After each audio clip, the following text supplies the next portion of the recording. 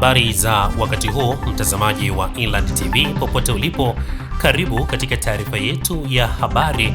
Tumulike mkusanyiko wa taarifa mbalimbali tulizokuandalia kwa siku ya leo. Kwa niaba ya wale wote walioshiriki kukuandalia taarifa hii, jina langu ni Samuel Chem. Karibu.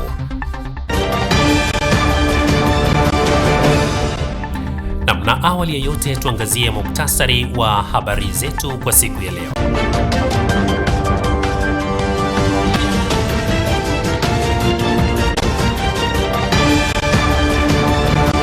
Waziri Mkuu Dr. Mwigulu Nchemba ametoa muda wa mwezi mmoja kwa mamlaka ya maji safi na usafi wa mazingira MUWASA kukamilisha changamoto zote zinazosababisha mgao wa maji katika mji wa Shirati wilayani Rorya mkoani Mara.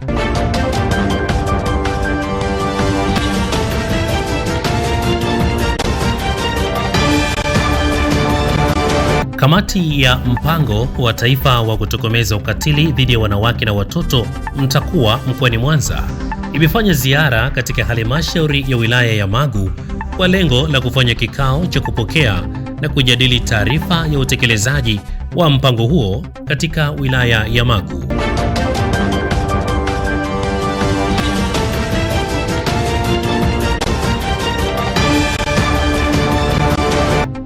Fountain Gate FC imeweka wazi mikakati yake ya kuelekea msimu wa 2026-2027 baada ya kufanikiwa kusalia ligi kuu.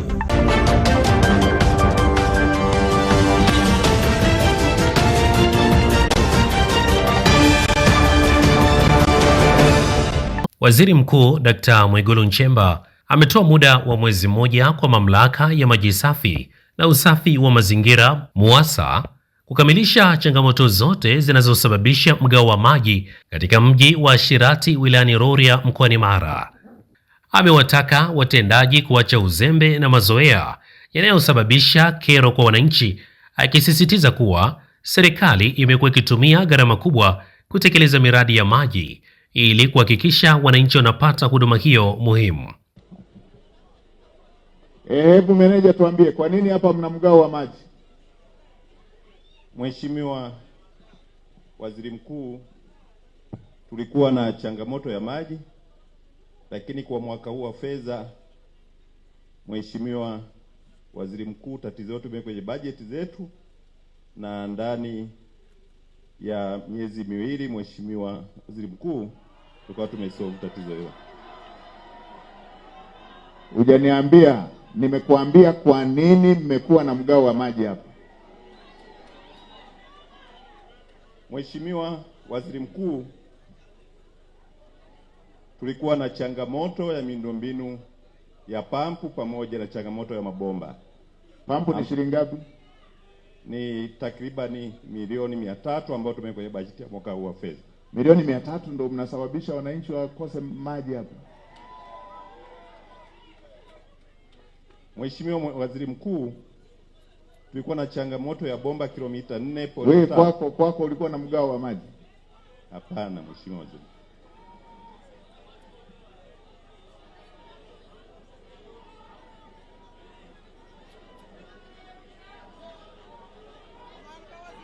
Ulishawahi kufika ziwani?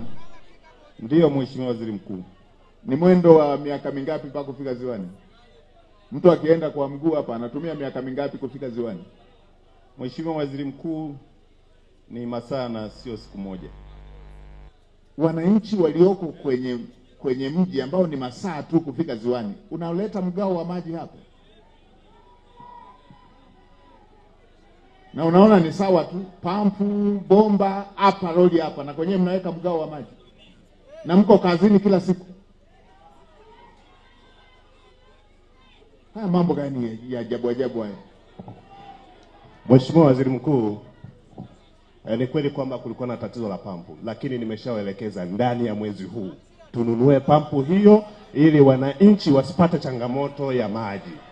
Mheshimiwa Waziri Mkuu, pamoja na swala la mabomba tayari tumeshatenga fedha na umeshaanza kukarabati. Bado kilomita 1, baada ya hapo hatutakuwa na visingizio vyovyote. Wananchi wa Rorya wanastahili kupata. Aidha, ameiagiza mamlaka hiyo pamoja na naibu waziri wa maji Kundo Mathew kuhakikisha huduma ya maji safi na salama inarejea ndani ya mwezi mmoja, akisisitiza kuwa hataki kusikia changamoto hiyo ikijitokeza tena.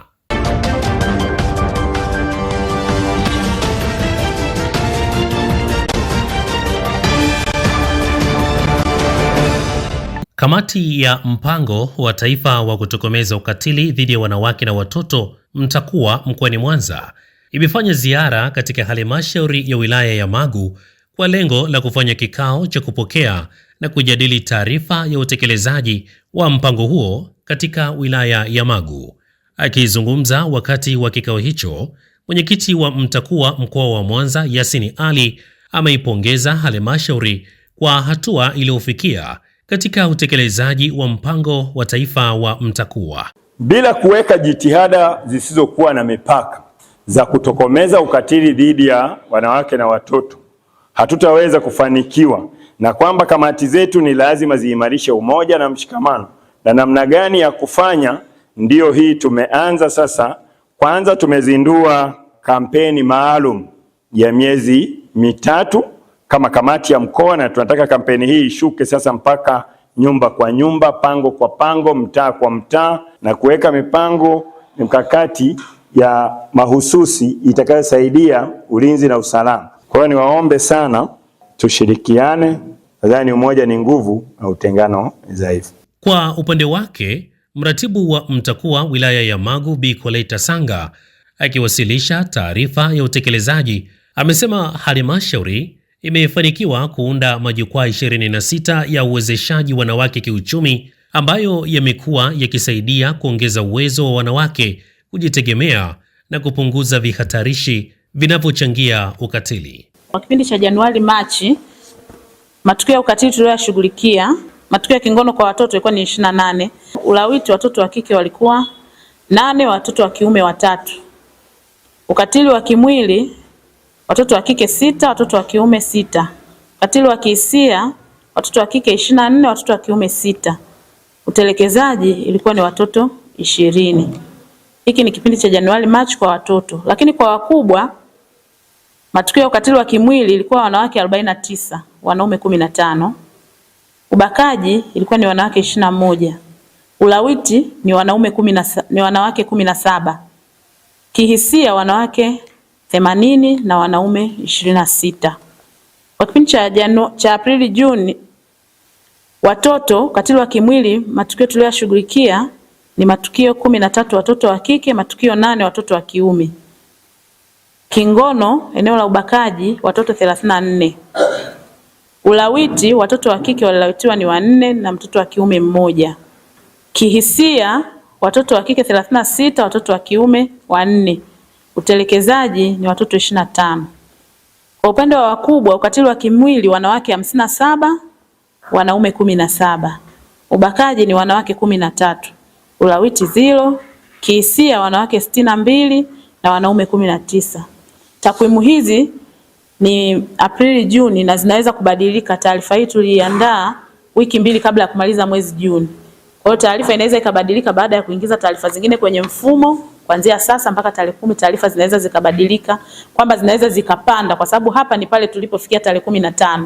Na wahanga wote hawa walipata msaada wa kisaikolojia, walipata huduma za matibabu, msaada wa kisheria, na mashauri yako katika hatua mbalimbali, polisi na mahakamani, na kuna mashauri ambayo tayari hukumu zimeshatoka.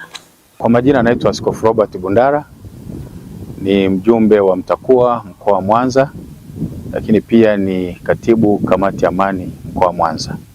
Tumekuja hapa Magu, lengo kubwa ni kuhamasisha kamati za MTAKUWA za kila wilaya ili ziweze kufanya majukumu yake na kuzunguka katika kila kata, kila vijiji, kuhakikisha kwamba tunaondoa ukatili kabisa.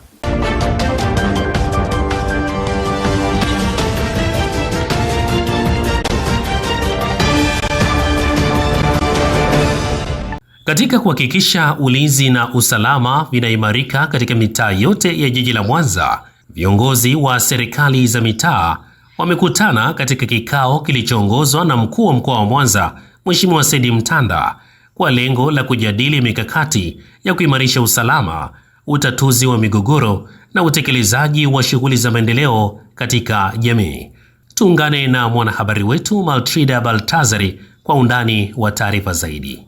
Mkuu wa mkoa wa Mwanza Mheshimiwa Said Mtanda ameongoza kikao na wenye viti wa serikali za mitaa wa halmashauri ya manispaa Ilemela kilichofanyika katika ukumbi wa mikutano halmashauri hiyo. Katika kikao hicho kilichofanyika Julai 1, 2026, Mheshimiwa Mtanda amewakumbusha wenye viti hao kutekeleza majukumu yao kwa ufanisi, yakiwemo kuimarisha ulinzi na usalama wa mitaa, kutatua migogoro kwa wakati, pamoja na kusimamia na kuhamasisha utekelezaji wa shughuli za maendeleo kwa manufaa ya wananchi.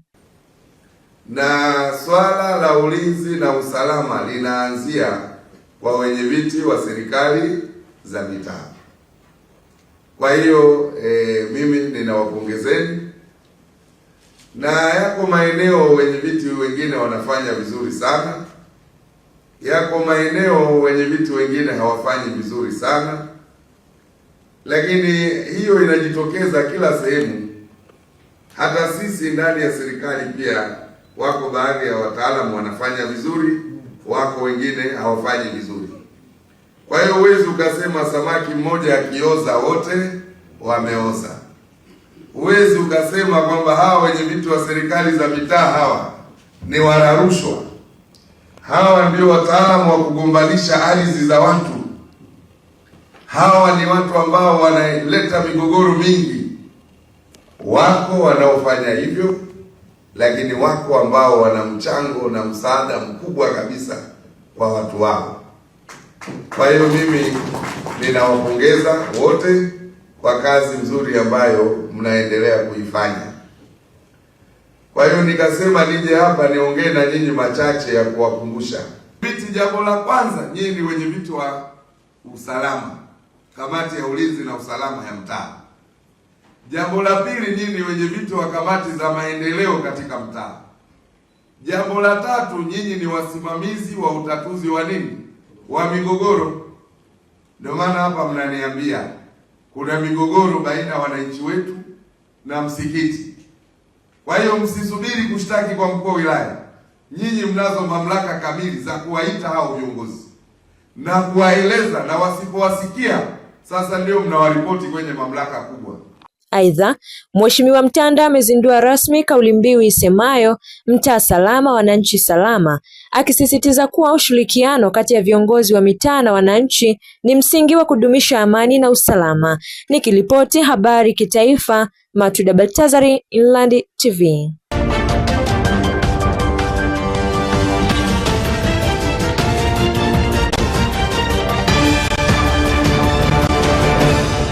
Jeshi la polisi mkoa wa Pwani linaendelea kutoa elimu kwa viongozi wa serikali za mitaa kuhusu wajibu wao katika kushirikiana na wananchi kuzuia uhalifu kuanzia ngazi ya familia na mitaa.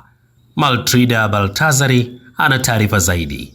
Viongozi wa serikali za mitaa kata ya Kibaha mkoani Pwani wametakiwa kuelimisha wazazi na walezi kukemea vitendo vya uhalifu kuanzia ngazi ya familia, kwani wasipofanya hivyo madhara yake ni makubwa kwa wao wenyewe na jamii kwa ujumla. Hayo yamezungumzwa Julai 1, 2026 na kamanda wa polisi mkoa wa Pwani, kamishna msaidizi wa polisi Salim Molkes alipofanya kikao na viongozi wa serikali za mitaa wa kata ya Kibaha, ambapo alisisitiza jamii kutofumbia macho uhalifu hata kama unafanywa na watoto wao wenyewe. Lazima kuwe na watu wa kukemea, hata kama watashindwa kuwakamata wana mabisu na mapanga, lakini uwezo wa kukemea lazima wawe nao. Wewe mtoto wa fulani unaitwa fulani, wewe unafanya kitu kama hiki, ile peke yake ni fimbo moja kubwa sana. Yes.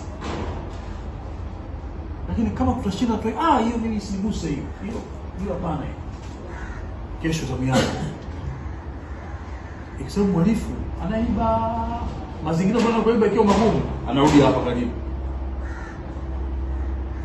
Usifikie ataenda kuiba kila siku mbali. Iko siku ataiba karibu. Ima atakuibia wewe au mtu mwingine, lakini karibu na kwao taiba pale. Haiwezekani tukubaliana na hayo. Sema, mwambie bwana, huyu mwanangu hapana. Na hatua hiyo ni hatua ya pili. Hatua ya kwanza ni wewe baba mzazi kusema na watoto wako. Tusiposema nao ndio wanatusumbua. Alafu kesho mnaja kutulaumu.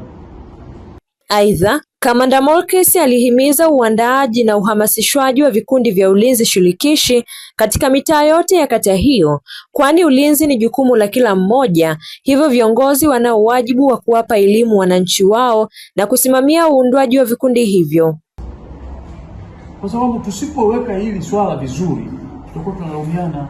Tengeneze vikundi, tuvisimamie. Hata kama ni mtoto wako, ukishajua ni mhalifu, msarende. Kwa sababu iko siku atakuua. Naye mwenyekiti wa serikali ya mtaa wa Mwendapole A, Mwidini alieleza kuwa kuzuia uhalifu kunahitaji ushirikiano wa wazazi, viongozi wa serikali za mitaa na jeshi la polisi. Wazazi wanapowatetea watoto wao wanapofanya makosa, wanatengeneza kizazi kisicho na maadili na kuchochea kuongezeka kwa matukio ya uhalifu. Matarajio yangu ni kwamba kwenye kila mtaa, na hilo ndio ombi langu na wenzangu nanisikia, tutengeneze utaratibu. Imewezekana kule Mwendapole B angalau kwenye level ya awali. Kumbe hata viongozi wetu hili jambo wanaliunga mkono, tuko kwenye njia sahihi. Twendeni tukakae na wananchi wetu. Tuwafikishie ujumbe juu ya umuhimu wa kujilinda sisi wenyewe, kwa sababu uhalifu kweli upo. Matumaini yangu ni kwamba tukienda na sura hii inawezekana majambo kafanyika kwa ufanisi, kwa sababu tutakuwa tunachanga fedha, kuna watu mahususi tutakuwa tumewapanga, tutakuwa tunafuatilia utekelezaji wao. Ninadhani tunaweza kupata mahali pazuri pa kuanzia. Kwa hiyo tukisema kila mtu afanye yale yake, kuna hata vikundi vya uhalifu vitatuvuja nguvu. Ili jambo lionekane linashindikana, wao wapate nafasi ya kufanya uhalifu wao. Kwa upande wa PC nitaka nielezee tu hayo, lakini tunaenda nafasi hii kwenye kutoa maelezo, kuomba wenzangu, tukimaliza hapa hebu tukaliangalie hili kwa maoni yangu, nadhani hiyo njia sahihi ambayo inaweza kusaidia kutongoza kwenye kuliendea jambo. Akitoa shukrani kwa Kamanda Molkes, diwani wa kata ya Kibaha Mheshimiwa Omali Bura alitoa rai kwa viongozi wa serikali za mitaa waliohudhuria kikao hicho kutoa elimu kwa wananchi katika mitaa yao kuhusu uundwaji na umuhimu wa vikundi vya ulinzi shirikishi ili kupata matokeo mazuri katika kuzuia uhalifu kwenye kata yao. Nikiripoti habari kitaifa, Matuda Baltazari, Inland TV.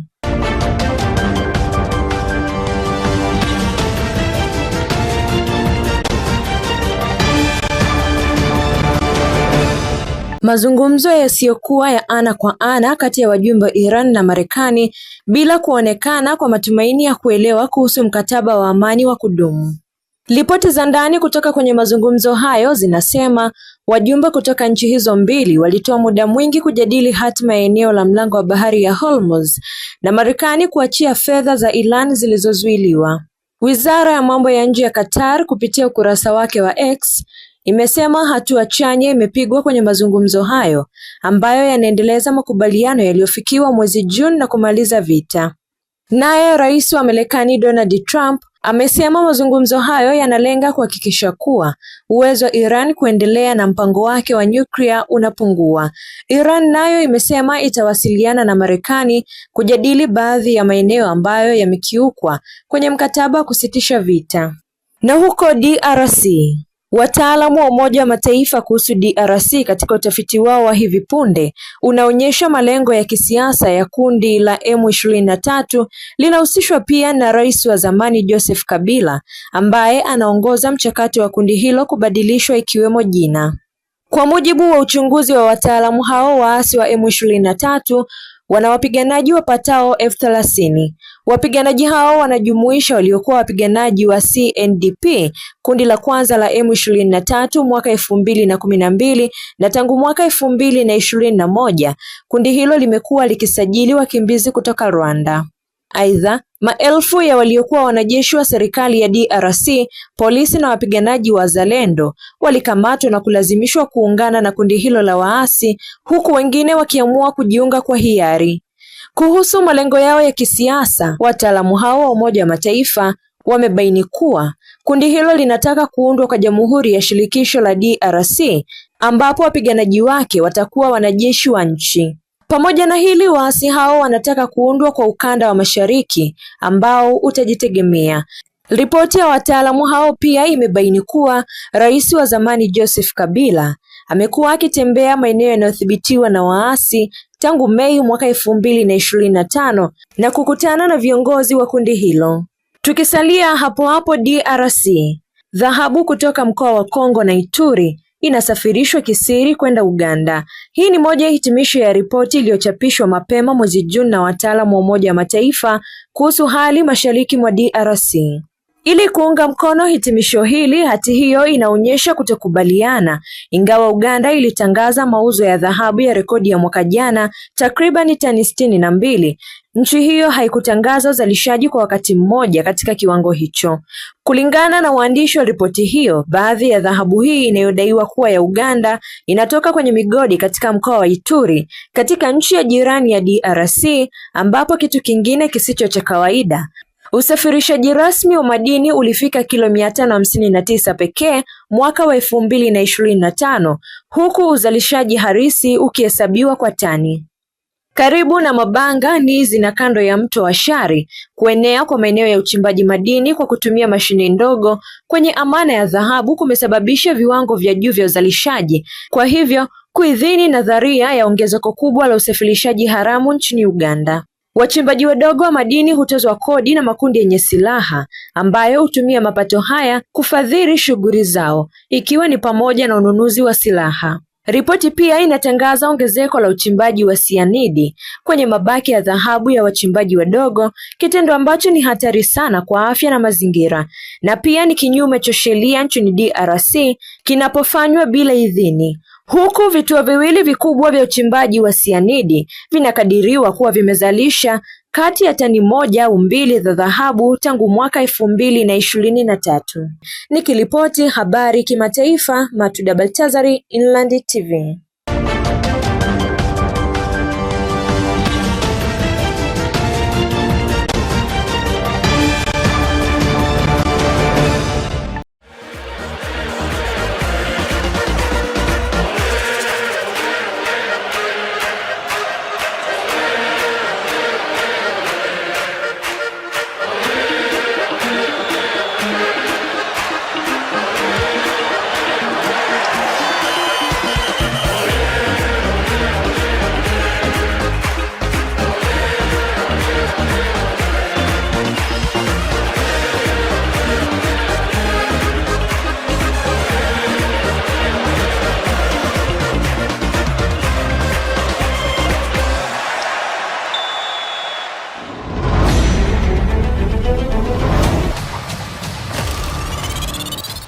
Na kwa sasa tuangazie upande wa habari za michezo na burudani.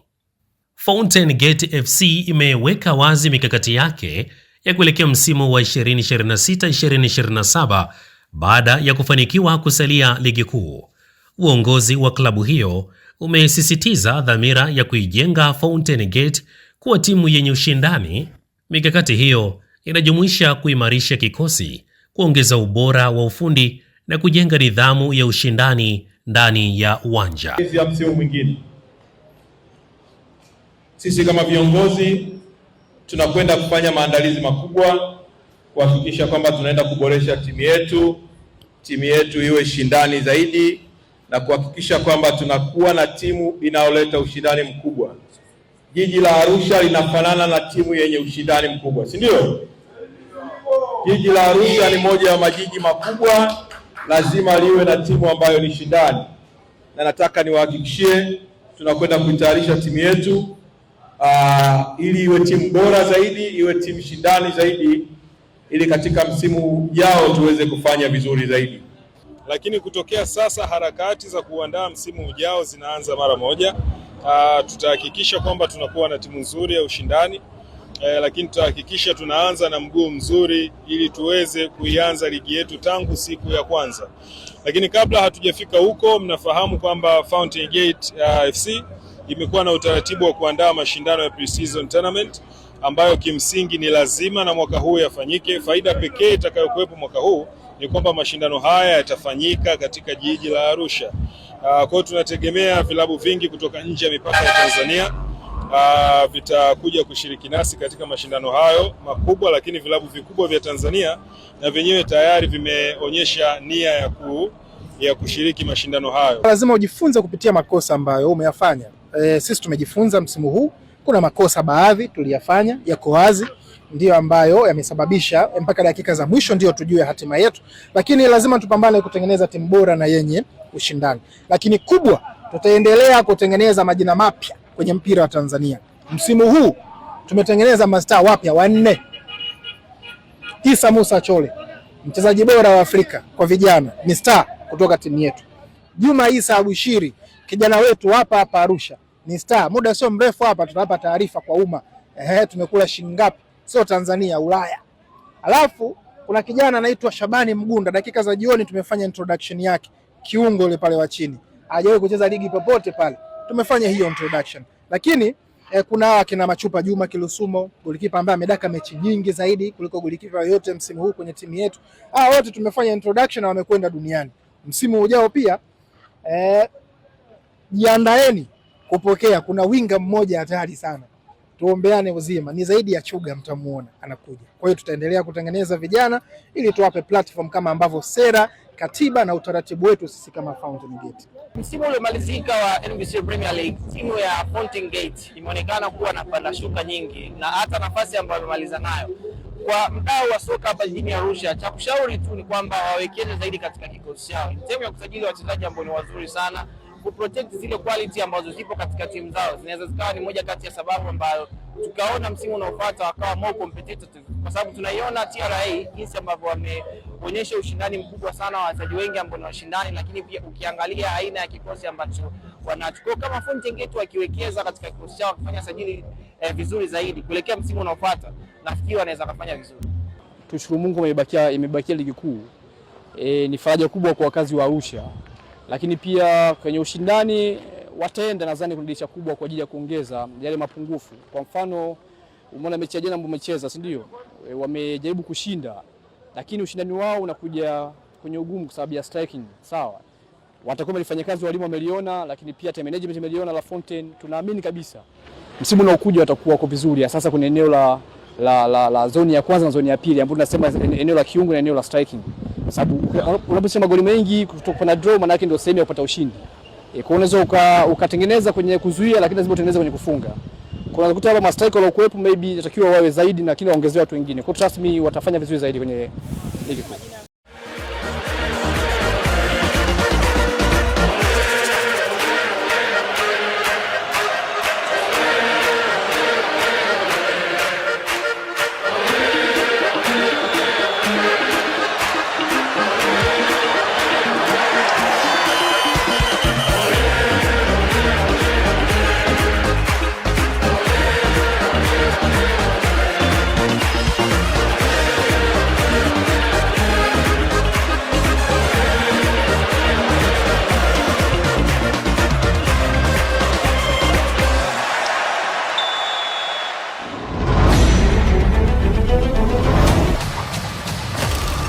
Kwa niaba ya wale wote walioshiriki kukuandalia taarifa hii, jina langu ni Samuel Chem. Tuangazie muktasari wa habari zetu kwa siku ya leo.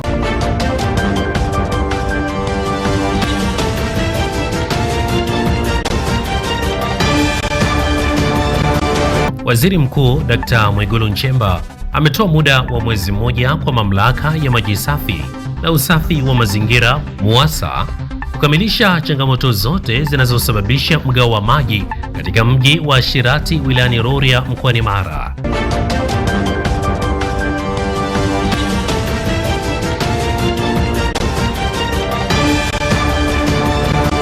Kamati ya mpango wa taifa wa kutokomeza ukatili dhidi ya wanawake na watoto MTAKUWA mkoani Mwanza imefanya ziara katika halmashauri ya wilaya ya Magu kwa lengo la kufanya kikao cha kupokea na kujadili taarifa ya utekelezaji wa mpango huo katika wilaya ya Magu.